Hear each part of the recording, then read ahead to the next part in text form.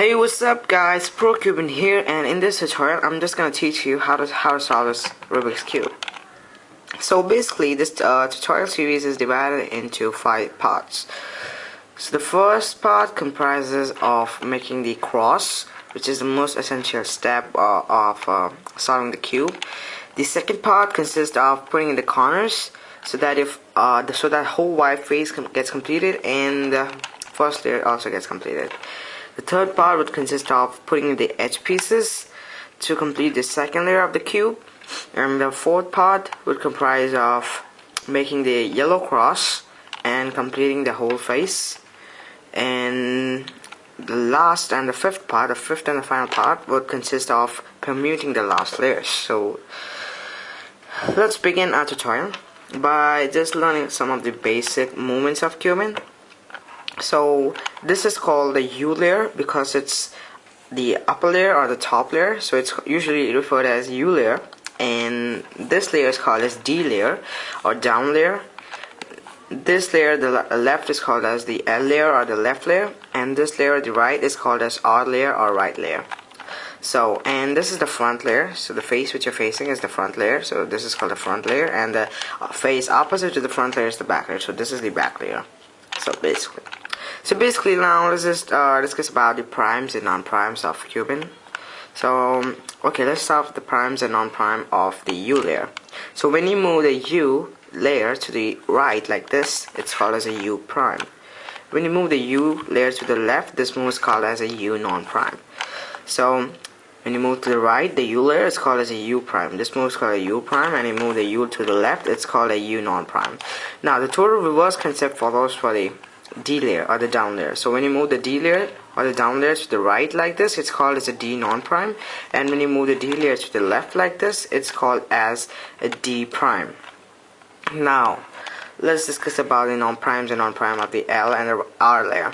So when you move the L layer up like this, it's called as L prime, and when you move the L layer down like this, it's called as a L non-prime. So now the total reverse concept follows here in the R layer. So when you move the R layer up, it's called as a R non-prime, and when you move the R layer down like this, it's called as a R prime. And now the F. So this, as you know, this is the F. When you move the F towards the right side, it's called as a F prime, and when you move the F towards the left side like this, it's called as the F non-prime or F normal F. So, and the total reverse concept follows for the B layer or the back layer. So when you move the B layer towards the right like this, it's called as a B non-prime, and when you move the B layer towards the left side, it's called as a B prime. So now let's discuss about the two moves. So two moves is nothing very complicated. It's just when you say U2, which is your top layer, you need, when you add 2 before any layer. So for example, U2, which is the top layer 2, it just means that you need to rotate that layer twice like this. So when you say R2, you just need to rotate the R layer or the right layer twice like this. And when you say L2, it's just the same 2 times. So there's no the concept is not variable, actually it's same throughout the cubing process. So when you tell the F move to F2, it's called, you just need to move the F layer twice. So when you say 2 after any layer, it just means that you need to rotate that layer twice. So we are actually completed the basic concepts of cubing. Now let's start with the first step of solving the cube. So let's just shuffle the cube before we do any further conclusions. Alright, so here I have a shuffle cube right now. So what our first step is to make a white cross. So I'll just tell you what the white cross, what a white cross is. So just a second. Alright. So here we have made a white cross. So what white cross is, you just need to get a centerpiece. You just need to select the white centerpiece, and you need to get 4 white edges next to the white center. And these 4 pieces are called as corner pieces. These 4 pieces are called the edge pieces. I mean the pieces which are placed in this position are called edge pieces, and this is the centerpiece. So every face has an edge, the 4 edge, 4 corner, and 1 center. So this has 4 edge pieces, 4 corner pieces, and 1 center. So what our concern is in this step is to just get 4 white edges next to the white center. So but this concept looks very easy, but when I tell you the second rule of this method is, as you see, every white edge has a color below it, like this. So this white edge has a color below it, and the color is red. So what you need to do is match the color which is below the white edge to its center. So for example, if this was the white edge and you see there's a color below it, it's the red, I suppose. Yeah, it's the red. So you need to match this with its center. So the same follows for all the colors. So this white edge and there's a color below it, green, and you're gonna match this to the green center. So this is orange here, and you're gonna match this orange to its center, and the blue to its center. You're gonna match with its center. So now I'm just gonna teach you a very easy move, or a very easy technique actually, to make this cross and the colors below the edges match with their centers. So the technique is pretty easy. Now what the technique is, actually, you just need to get all the white edges to the center, which is opposite to the white center. So opposite to the white center is totally opposite, which is yellow center. So you just need to get all the 4 white edges to the near the yellow center. So as you see, I already have 1 white edge right here, so I just need to get 3 white edges in this place. So basically I have 1 white edge over here, so I'm just gonna search for a free slot. As you see, there's a free slot over here, and I can just do a L prime move to bring this edge. So now we have 2 white edges near the yellow center. Now let's just go for this one, this over here, which is already near the white center. So we're just gonna do a F2 move to bring this to the yellow center.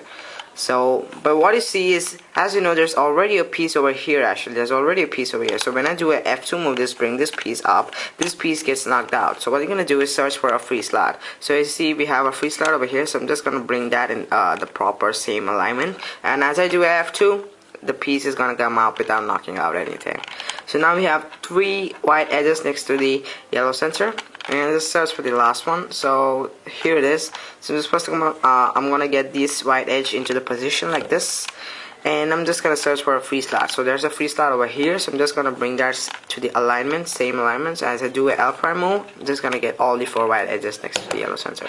So this is it, and now let's match these colors with the centers now. So let's start with this edge. So this edge, white edge, and there's a color below it, it's orange. So let's search for the orange center. So it's not over here, it's over here. So I'm just gonna do a U2 move to match this color with this center, and as soon as I see the colors are matched, I'm just gonna do a F2 move to bring that edge near to the yellow center, white center. Now let's just do this one. So it's with a white edge, and there's a red color, so I'm just gonna search for red. So red is on the right, so I'm just gonna do a U prime to match that, and just gonna do a F2 to bring that edge to near the white center. Now this one, so let's start with this one. Actually, it's pretty easy. So white edge, and there's a green, so the green's on the left side, so I'm just gonna do a U, and I want to do a F2 to bring that piece next to the white center. Now the last piece, it's blue color, and I'm just gonna match this blue color with its center like this. I'm just gonna do a F2 move, and I see all the 4 white edges have come next to the white center. Now some people might actually come out with this case where you have 1 corner, or all the white face totally completed, or 2 corners, 1 corners, or 3 corners set. But that doesn't matter. What we want to do is just get these 4 white edges. So if you have a corner like this inserted, it doesn't matter.